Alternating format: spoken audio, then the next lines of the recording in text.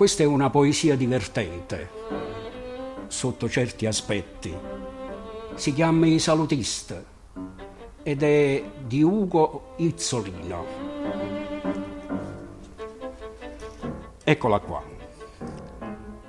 Erano due fissate per la salute, tanto Raffaela quanto Pascalina. Mai sigarette, né un bicchiere di vino, caffè e liquore, mai ne hanno bevuto. Stavano sempre a dieta, sempre in cura. Il pranzo principale era il brodino. Per pane si mangiavano grissini e il resto si abbuffavano le verdure.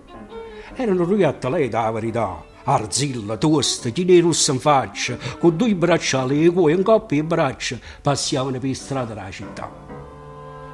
Con tanto sacrificio e privazione, sono morto lo stesso, sotto i 60 anni. Raffaele non ricorda come l'anno. Pascale con una brutta infezione.